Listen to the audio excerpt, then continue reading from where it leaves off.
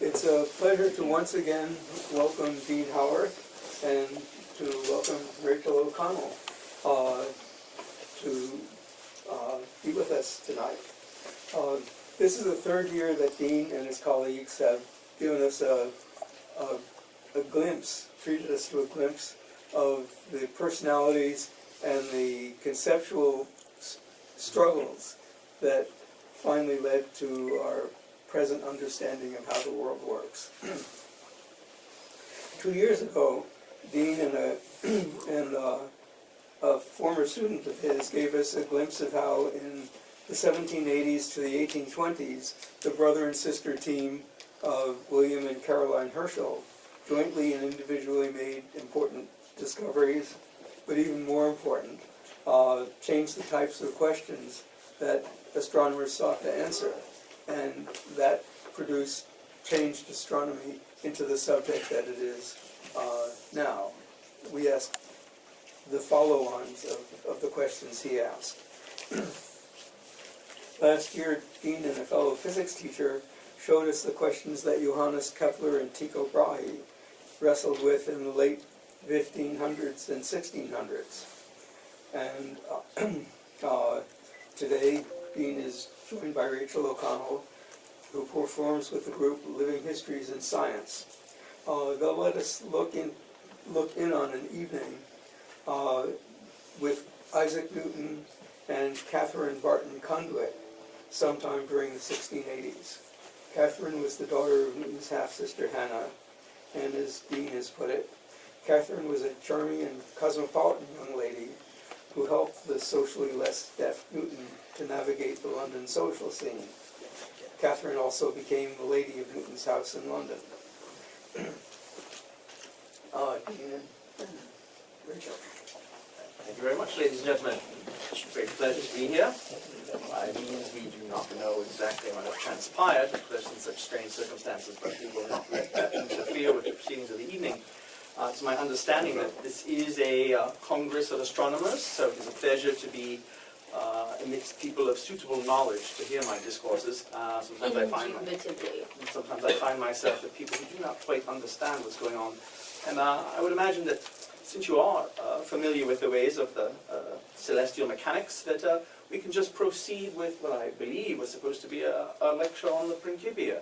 So, since you understand such things, I will read from Book 2 of the Principia, Book 3 of the Principia, Scholium number 5, The Systems of the World.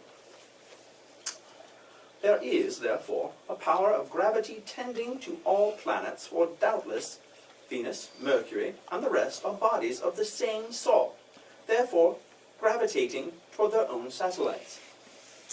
Uncle Isaac, I am reluctant to interject, but perhaps our hosts were hoping to hear a more general discourse on your achievements. Let's see what we can find. A table of latitudes, no, not really. Let's see. Perhaps the introduction of Book 2.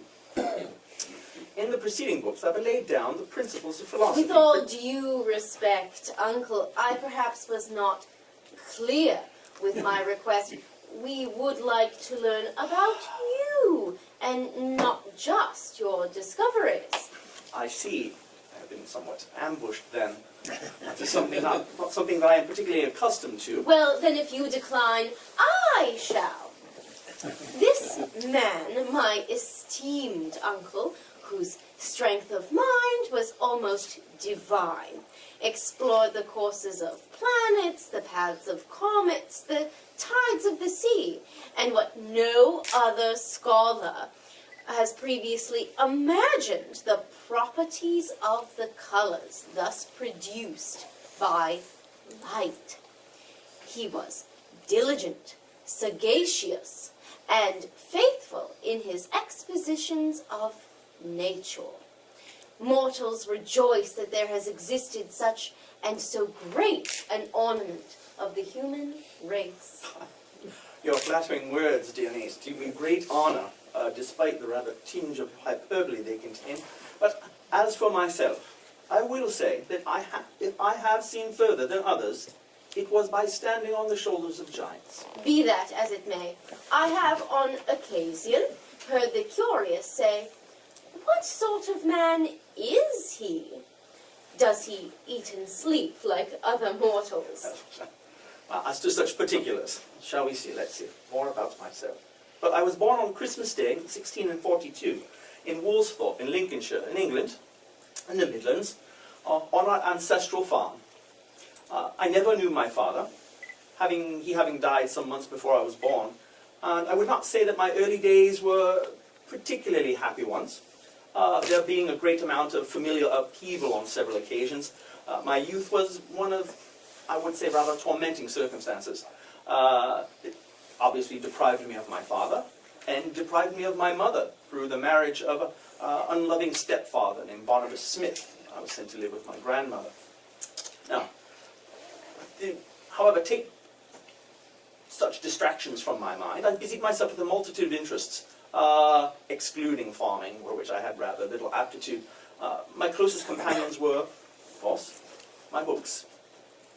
My philosophical musings and enterprises were incomprehensible to my peers, my neighbors, even my mother. Nonetheless, I pursued my calling, and as I have always said, ad aspera per astra. I thirsted for wisdom the way a sponge thirsts for water. I enjoyed schooling, if not my schoolmates. I was often picked upon by the older, larger boys, but in one particular occasion, having enough of that, I did thrash the bully with a rather satisfying zeal. And furthermore, I decided upon thrashing him physically, that I would thrash him in his studies as well, and outscoring him on every examination for the rest of the term. I dare say that my temper would stay with me through adulthood. "Uncle, I have never seen evidence of such a temper. I have seen in you nothing but felicity, kindness, and avuncular ardour." Alas, Catherine, you have never assailed my primacy of invention, besmirched my work as a natural philosopher, like some who I have turned against, like that German and his minion with his insisting that he has invented fluxions on his own, or that wretched hunchback Robert Hooke. Indeed, Uncle, indeed. But what of the felicity I mentioned? Did you not say claim the necessity of making a point without making an enemy? True. You certainly have some more fond recollections of your past. I apologize for the angry digression, but how shall you? I did, however, find a more happy days once upon my matriculation in Cambridge. There I would spend the majority of my life. It was a welcome relief from the path that my mother had predicted for me, the life of a gentleman farmer. That would have been most unfulfilling. I do remember when I was a boy and I had the chores that one boy has when he lives upon a farm, tending to the hogs and the like. My family was fined on several occasions because the hogs, having broken down the fences and going to eat the vegetables in other gardens while I was busying myself reading books on Euclid. But luckily, reason prevailed, and everyone realized that I was rather wasting my time on the farm. Rather. Yeah, indeed. And I was allowed to move to university. But there, I was only, even though my family was one of means, I was enrolled merely as what was known as a sizer. I believe a word freshman, but lower than that still. One who would actually work for the other students, doing menial chores. But this was a small place to play, because I was fully absorbed in the scholarly pursuits there, and that was where my mind began to flourish. Until you were abruptly placed during the plague years. In 1664, as the plague made its way to London from the continent, my mother, your half-sister Hannah, shared with me the horror she remembered as the pestilence took the life of nearly 1 in 6 Londoners. It was rather dreadful times, I must admit. It was deemed unwise to remain amongst large groups of people. Therefore, the schools were closed and we were sent back home, where I returned home to Woolsthorpe. And there I waited out the pestilence. But the solitary confinement that I found there, and which some would consider an adversity, these were not impediments to my intellectual enterprise. And that time away from Cambridge became your annus mirabilis, miracle year. In near complete isolation, Uncle delved into a myriad of studies we now call immutable laws of natural philosophy, most of which is beyond my comprehension. But although the sums and fluxions elude me, your accounts of the study of light have always piqued my imagination. Uncle, may I share? Certainly, and let me compliment you on your Latin. You did remember annus mirabilis. You see, light had enchanted and puzzled thinkers since antiquity. The Greeks, the Romans, the Arabs all proposed theories of light that, although worthy, fell short of answering the question, what is light? The mysteries of it remained. Uncle's crucial experiment with a simple glass prism explained many age-old mysteries, such as what makes the familiar but ever-enchanting rainbow, the celebrated phenomenon of colors.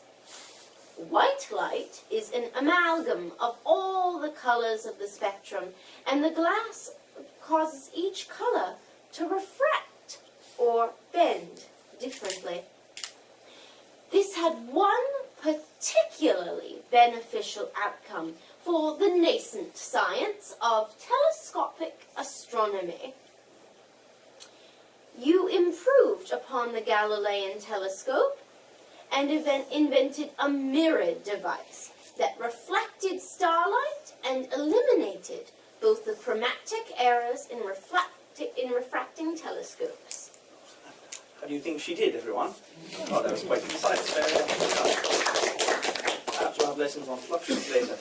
Now, it is true that my simple 8-inch telescope, as you can see the replica here, had the light gathering power of 10 times as large. I'm sure you are aware that the telescopes that were being used at the time by Cassini and the gentleman in Leipzig, whose name eludes me at the moment, Helvetius, they were 70, 80 feet in length, the refracting telescopes, and now we could miniaturize it to much greater extent and therefore have much greater light gathering capacity. Now, when I returned to university, I brought this with me, and it was my professor, Isaac Barrow, who was thunderstruck at the capacity of it, and quickly bundled it up and took it to demonstrate it to the Royal Society in London. This was accompanied with a subsequent invitation to the famed society yourself, although Uncle has never been one to fly in the flocks like so many geese.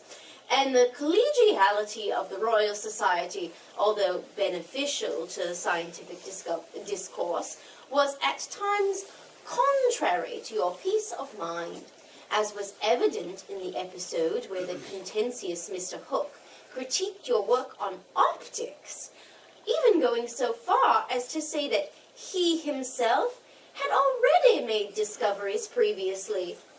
That wretched man. Immediately, rather than have any sort of correspondence with gentlemen such as Hooke, I withdrew from the Society's correspondence immediately for up to 2 years, and I had threatened never to publish again, and nearly didn't. Instead, I immersed myself in other studies, and maintained my rather acute temper. Now, safely ensconced back in Cambridge, I was appointed professor of mathematics there, but I had very few students. This was much larger than a classroom that I would be accustomed to. My lectures were said to be rather obtuse, but my feelings were that my students were rather dull-witted. And I was, at times, known to lecture to empty walls, and I dare say that suited me very well, and contributed, I think, to my longevity. Uncle, I find that hard to believe. My word, the lessons I received with you as my tutor were always most enjoyable.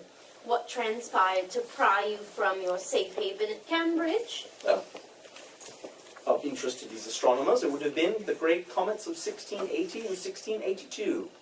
Now, I'm sure I will be repeating myself, but for those of you who are unaware of cometes, the comet, the haired star of ancient times, comets had been studied since antiquity, yes? Most interesting topic. and for many years one that is seen as portents of doom. But they have been studied as long as light itself, and to reference perhaps Democritus, rather insightfully in the time of the ancients, actually held that comets were celestial bodies, not unlike the planets, not these superstitious portents that primitive cultures believed. Aristotle, differently, and just nearly as ancient, presumed that comets were more a curious effect of the Earth's atmosphere, born of meteorology. And he was one to presume. Yes, he was rather good. Not very good at experimentations, but he thought that perhaps volcanoes belched forth gases into the atmosphere, and the sun's heat ignited them, and that's what comets were. Democritus, of course, thought otherwise, as do, I'm sure, everyone in this room, meteorologists accepted. It is both curious and dismaying that intellectual discourse deteriorated since antiquity, throughout the Dark Ages and up until this day. In some quarters, superstition took hold and steered belief that comets were spiritist entities, delivering retribution and doom and terror upon the sinful.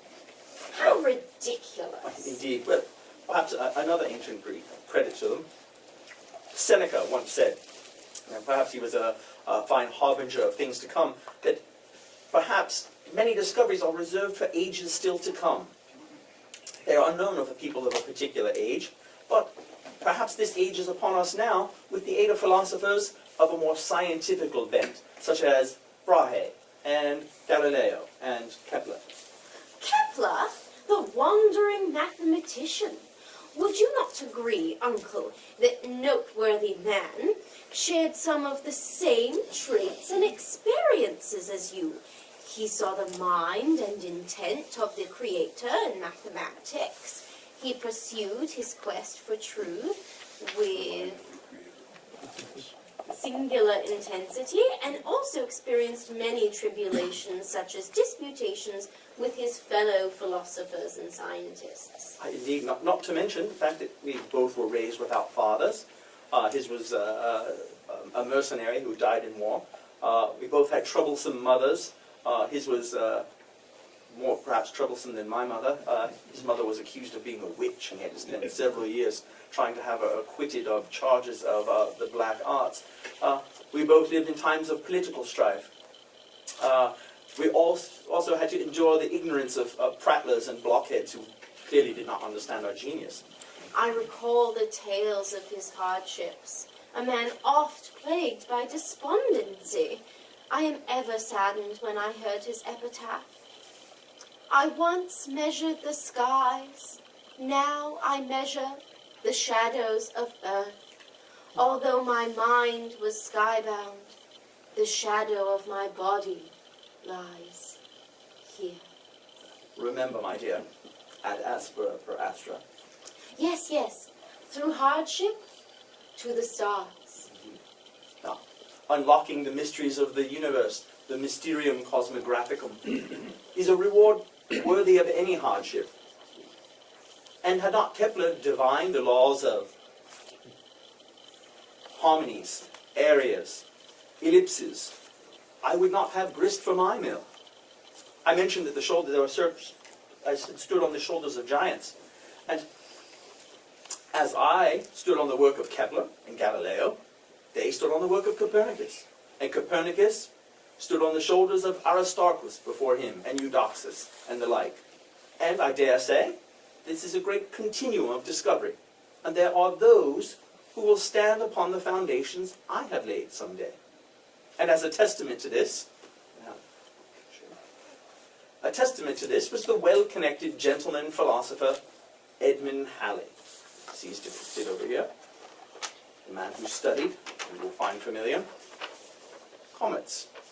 Now, it was Halley who, like Democritus, theorized that comets were actually a form of planets, that they graced the firmaments from time to time with greater irregularity, but still beholden to the same principles of celestial mechanics. Now, a bold guess at the time, but then again, great discoveries happen from bold guesses, and it is necessary for the advance of science. Halley was an accomplished accomplished scholar, was it not enough to simply study the historical chronicles of past centuries and see if there were recorded visitations that had a pattern of regularity? Well, this would be the first step indeed, and Halley did indeed do this by going through the great chronicles from around the world, notating on what year they were reported in ancient medieval times, in the Book of Kells, on the tapestry of the Bayeux Tapestry that commemorated William the Conqueror's conquest. But however, science needs to be based not merely on, how should we say, an analysis of history. There has to be an empirical evidence and a realization of predictions that can be made thereupon. Halley knew that there must be a mathematical underpinning, and therein would lie the truest understanding of the Creator's works. Now, the mathematical nature of the periodic nature of comets was guessed at by the likes of Wren and Hooke. But when Halley, who traveled in similar circles as these great thinkers, asked for proof, none could provide it, although Hooke claimed that he had figured it out. And although Halley was doubtful and actually bet 40 shillings that Hooke was bluffing, that he had not really calculated the orbits of comets, and that bet did go unresolved. And that was until Halley visited me in January of 1684. I promptly replied that the orbit of the comet that returns from time to time was an ellipse, easily determined, and that it was beholden to Kepler's laws, impelled by a force that relates inversely to the proportion of the distance to the sun. And I had the calculations to prove it. Halley was thunderstruck. This is exactly what he was looking for to make his predictions. I had figured this out some years earlier, during the plague years, actually, and had lost the calculation somewhere. And As you're wont to do. Yes, I am wont to do, yes. So this immediately stirred my interest, and in 1618, 1682, I was studying the very same comets that Halley was studying, and I had collected cometary sightings from around the globe, actually, from as far away as Brazil and New England in the American colonies, and Maryland, where we are today. Were not the observations lent to you from Maryland, taken by your boyhood friend, Arthur Storer? Indeed it was. A gentleman who went to school with me in Grantham. He and his family eventually, his father was an apothecary who lent me books when I was a young man. Alfred was one of the young men who I quarreled with at some particular time, but we did make amends at a later point. His family did relocate to the Patuxent, I believe, is that the name of the river in Maryland, and lived the rest of his life there, and offered his scientific prowess across the oceans, which showed that actually science knows no boundaries. Oceans are immaterial to the work of science. It is an avocation of all mankind, no matter where one lives on the globe. And Halley, a true man of the world in the most literal sense, his mapping of the stars in the southern hemisphere saw him traverse the oceans over, and in his very own commissioned vessel, the Paramour, he sailed the coastline of the Americas, mapping Earth's magnetism in an attempt to find a means of determining the longitudes, an enterprise which attracted the attention of you as well. Correct? Yes, indeed. I was invited to be on the board of longitudes, but I think that is a different story. Perhaps if I'm invited back at a different time, we'll go into the vicissitudes of that. But, Of course. Returning to Mr. Halley and his comments. Indeed. Yes, it was Halley's query and his insistence upon my theorem, actually written out, that led to the inverse square nature of not only planets, but of comets, that led me to pen the tract that was known at the time de motu, on motion, on the motion of orbiting bodies. Halley's reception was most flattering, and he urged me to expand upon this, and thus the more comprehensive tome became the Principia. And that epic tome explained the motions of comets fully, not to mention the actions of nearly every celestial and terrestrial motion, explained and proven in indisputable and elegant mathematical rigor. And is it not true that Halley even footed the bill to publish the Principia. Yes, indeed. The Royal Society was rather profligate with its spending and was rather financially strapped, as a matter of fact, after publishing a large compendium known as The History of Fishes. Huh. And therefore had no means to compensate Halley. And he was actually paid with copies of the book, The History of Fishes. Rather poor compensation, and I hope that the treasurer has not decided to do similarly this evening.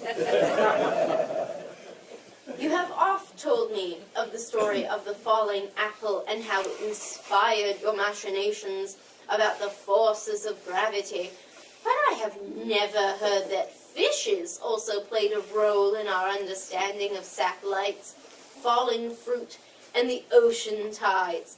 Uncle, your contributions, as incomprehensible and extraordinary as they have been, will become pillars of the canon of science and the stuff of school books, from Graham to the other side of the globe. And should we break the bonds of earthly gravity and someday live on the moon, or perhaps Mars, Sir Isaac Newton's axioms will navigate us there the way great explorers navigated the oceans. Plus ultra! Yet further, your Latin again, my dear. Well, Catherine, you doth flatter me most excessively, and your grandiosity is rather probably pleasing to the audience. It But isn't flattery if it is true, Uncle. I find it rather embarrassing, but I do not know what I appear to the rest of the world. But to myself, I have seemed to be only like a boy playing on the seashore, diverting myself in, now and then, a prettier shell or a shinier pebble, while the great ocean of truth lie undiscovered before me. Now, these notions, I believe a great deal about me now, and the inquiries that we have raised here this evening appear to me to be something that you could look up on a biography in a library and find out details about my life, but I do not have that luxury.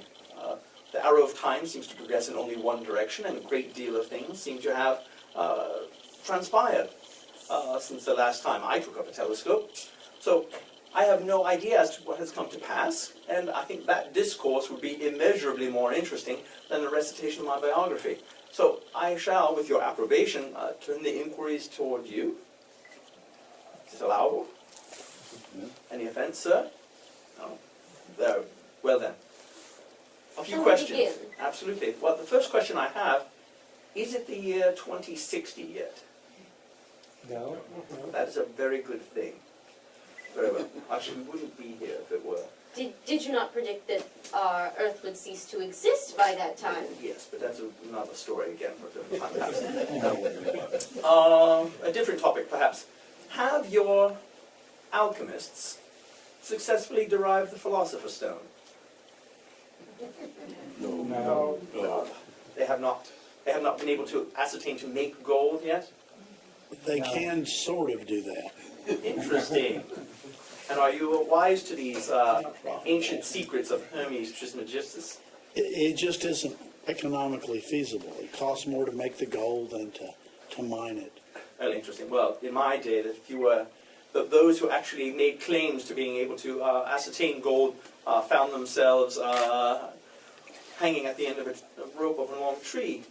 So it was perhaps best to keep it a secret. So if anyone does have the secret of the Philosopher's Stone, perhaps it is best to keep it to yourself, as all good alchemists would do. And simply reap the benefits, correct, Uncle? Indeed, indeed. Well, I was known, and later in life, when I moved to London, I was appointed as Master of the Mint by the Queen. And one of my responsibilities was to not only oversee the recoinage of the entire kingdom, was to persecute counterfeiters, something that I took great glee in on several occasions. But again, a different story. More back to the astronomical aspects. Regarding Mr. Halley and his comet, did it return as predicted? Yes. Yes. Oh, marvelous. Why, how many times has it returned since then, I would imagine? I can do the math and calculate exactly what year this would be. He was predicting that it would return in, I believe, 17 and 59. Yes. It And did. it did very well then. 76 years. 76. It was here in 1910, 1986. So sometime after 1986, I presume, so far as the date this evening. But we'll make those calculations for later. Glorious. Now, and well, furthermore, I presume that it was observed with a telescope, and hopefully one of my telescopes. Oh, yes. Absolutely. Oh, yes. indeed, marvelous, marvelous. So my As I told you. my design is still in vogue. Yeah. Have improvements been made to it? Oh, yes. A few tweaks. Do share. I'm all ears. There are two behind you there. Oh, these rather large devices, yeah? Underneath those covers. Marvelous. I presume that baking mirrors has become a lot more. The detectors, Oh, yes. solid state Absolutely. detectors. So, sir, you're starting to use vernacular that's not familiar with me, solid state detectors, but suffice to say that my telescope and not the Italians has carried the day then? Well, that's most satisfying. Well, what else do we have? There were studies. Catherine mentioned my infatuation with the study of light and the spectrum and the colors of the rainbow. There were, according to principles of numerology, another avocation of mine, 7 colors, 7 being a number that has particularly fascinating but rather secret implications dating back to the Temple of Solomon. I'm sure you understand these things. But have there been more colors discovered than the 7 that make up the rainbow? It's a continuum, Yes. And so it goes beyond, yes. on both ends. Yeah. Blue side and red side, yes. Yeah. Interesting. Yeah, infrared and ultraviolet. Blue, I can guess from the time. And did the telescopes detect this? Yes. Yes. Marvelous, marvelous. This is rather good. Who made this discovery? Does anyone know? We've caught them. I do believe you are quizzing them, Uncle. It'd be rude to be my guests. So, all right, furthermore, But you just can't see them. You have to have a special Phil, instrument that can detect these lights, because the eye can't. that should be not particularly upsetting, I would think. One can see gravity and we're aware of its effects. So, But Uncle, I am quite upset by this. Colors one cannot see. How does one wear them?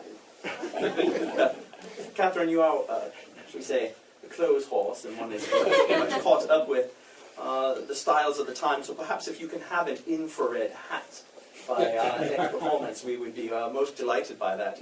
But perhaps I can say that you're already wearing an infrared hat and no one will know that it's there. Quite so. It's an interesting way for buying gifts. You an ultraviolet dress. Now, It's an inappropriate way for buying gifts. yes, perhaps we should not go down that route. But the other question, has the problem of the longitudes been satisfied? Yeah. Can we find our way around the globe? Yes. Oh, and do tell, was it an astronomical or a mechanical solution? Mechanical. mechanical. Mechanical. Really? I was quite assured that it would have to be an astronomical solution. That the idea that, I believe in Galileo first proposed it, that we could use the moons of Jupiter to be a clock in the heavens, viewable to all, as it was very difficult to actually observe Jupiter from a moving ship. I do remember on the Board of Longitudes there were some rather insane suggestions. There was a gentleman, a quack from Scotland, who actually had something that was known as the powder of sympathy. And it was some sort of alchemical concoction that if, supposedly, one had this chemical and dipped a knife in it and stabbed a dog, and that dog was put on a ship and not allowed to have its wound heal quite fully, set out to sea, and if someone took the knife and dipped it into the powder of sympathy, on the hour the dog would yelp, thus providing a rather sort of ethereal chime across the oceans. It was rather dismissed wholeheartedly. But there was the thought that they could put boats in the middle of the ocean and shoot fireworks every several hundred miles, and they realized the vast expense of putting gentlemen or sailors on these boats would be impossible. But it was then presumably it was a Ropes used as well. oh indeed. But were there not something along the lines of are you in distress, sir? So we pause for a moment.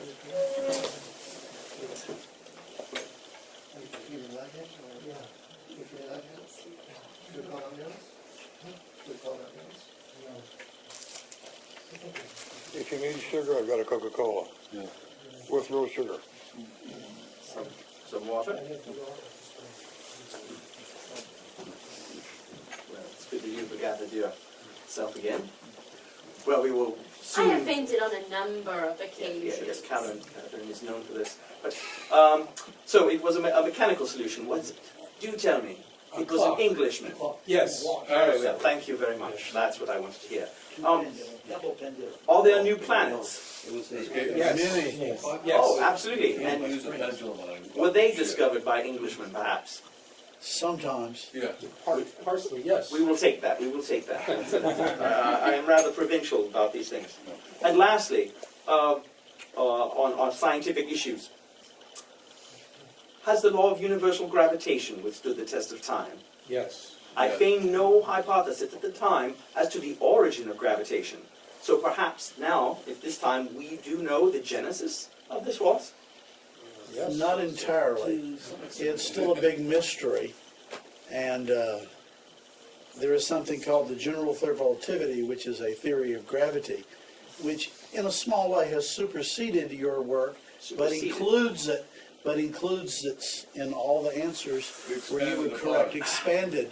And who was the purveyor of this general theory of relativity? Albert Einstein, a German, A German. but not only a German, a Jewish German. Well, we can accept that, but it was the fact that he's a countryman of Leibniz. Yes. Something that they were not friends. No, they definitely were not Very friends. good, very good. As long as Leibniz is not involved. But apparently my calculations are still taught in schools. All the time. Very well then, very As well. I told you, they would be, Uncle. I don't call inflection, so. What indeed do we call it? Calculus. Calculus. I like the term calculus, that is sufficient. But nonetheless, before we go into a mathematics lesson, which I'm not prepared for at the evening, and people fainting everywhere. But one last question for you before we end this evening. In this modern time in which you live, does reason carry the day? Have the stains of stupidity and venal ignorance finally be washed from the globe? Particularly not in politics. Perhaps that was too much to ask for, as you said, Catherine. Well, it has been most exciting to hear about the developments of the last several hundred years. And we are graced to be in presence of such understanding and non-block-headed audiences, and much better than my students in Cambridge, so I applaud you for your knowledge, and I thank you for your inviting us here and your hospitality. And if there are any questions that you would now have, I would be happy to entertain them. Yes, sir. Can I ask a personal question? Certainly. Is your comment I have seen far by standing on the shoulders of giants, was that in some respects a put down of Robert Hooke, who was a rather short individual? Might be right those words to Robert Hooke, actually. And according to John Locke, who was a dear friend of mine and wrote the laws of, how should we say, democratic government, he always spoke of the necessity for people being allowed to not incriminate themselves in the court of law. Yeah. So I'm presuming that might be in fashion. So I will defer on a true answer to that question. But yes, sir. Yes, what kind of experiments or observations did you do in order to come up with the inverse square law? There's a discussion for several more hours. But it was, I believe, it was almost already figured out by the time of Kepler. The law of harmonies, that there was a relationship between the square of the period and the cube of the average radius. Therein, if you take these calculations and merely combine them with my derivations of what centripetal force would be, the calculations are such that hiding within them, the way simple schoolboy algebra would do,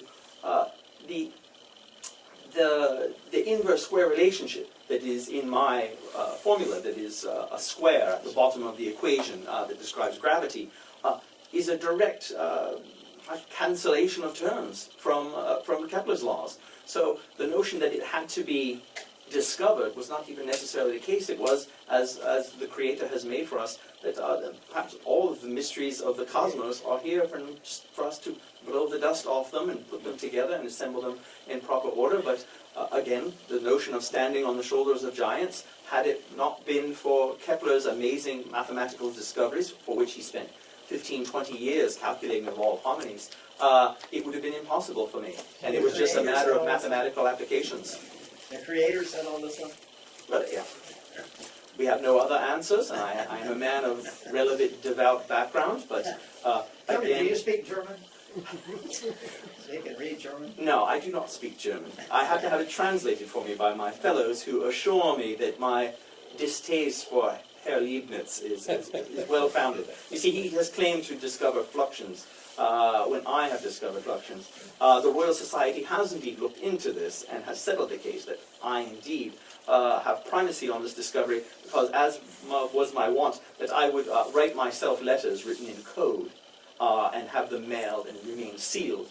And if anyone were to ask, well, when did you make that discovery, I could unseal the letter and prove that I had, once it's properly decoded, mentioned things somewhat prior to Leibniz. The man is a great mathematician, nonetheless, but I have always rankled at someone claiming credit for something that I think that I have brought forth. See, some may accuse my uncle of paranoia, but when you are confronted with individuals who may steal your work, these letters that are sealed come in quite handy. The laws of the schoolyard of fisticuffs being must be put aside. One must take it up with your proxies and in politics and the public opinion of the Royal Societies and the Academies of Science of the continent as well. I do believe I prefer these mental fisticuffs to any, perhaps, Yes, a man of my age true cannot take fisticuffs. such things up anymore. Any questions at all for the rest of the evening? Can your niece actually knit? Yes, I actually believe that she is actually making shoelaces currently. What is that device known as? Ah, uncle, A of lucid- course you a would not lucid, know I recall. women's work as well as I, Yeah, she but actually he does know fair more intellectual pursuits than I, so we will forgive him that he does not know the lucid. Yes, she does busy herself sartorially, and as you can sense, she is rather attractively dressed. I know much to her advice along those regards. Yes, sir. I have a question following up on your observation earlier about both you and Kepler having grown up at a time of civil strife. Thomas Hobbes said that, the philosopher and author of the Leviathan, said that having been born in 1588, the year of the Spanish Armada, colored his outlook for the rest of his life. Do you feel that having been born in the midst of the English Civil War colored the rest of your life? Oh, to be certain. I was, for those of you, and at the risk of offending some, and we are in the state of Maryland, so we have to perhaps tread lightly, that I was not particularly fond of the papists. And when the king actually regained the throne and actually tried to reinstitute Catholicism around the realm, this was something that I found particularly distasteful, and it's part of the reason why I never took holy orders. When I was at Cambridge, it was required that anyone that were to teach there would have to assume an ecclesiastical position and take orders, which I would not do under a Catholic king. And special dispensations were made so that I could maintain my Protestant faith and not venture into those weeds, which, as we all know, can be very deep and very dangerous. But such political strife is something that at times I would try to remove myself. Only later in life did I venture into politics when I was appointed to Parliament, and that was in part relations to my abilities with the recoinage at the mint. But it was something that after my calculating days had passed beyond me, because we all know that your mind is has its most alacrity in the 20s and 30s. In later ages, I took up the realm of being a man of state, but science was always at the forefront. And 'twas not just civil war, correct, Uncle? You had, and not just the plague, you also had the sweating sickness, which plagued England as well. And to this day, I believe we have not entirely identified No, the sweating sickness. it was rather common that we would have to leave. London was very exciting if one was a man of means, but it was a rather vile city with all sorts of pestilences at the time. So one had that social strife to tug at the fabric of social stability. But the war, Pestilence and plague and war. continuous arguments with the Dutch were always flaring up at war, and those seem to be rather more economical as opposed to, how should we say, ideological between the Dutch, both liberal in their senses, and being more Whiggish in my politics. I did not have an issue with the Dutch. It was more an argument between rich men.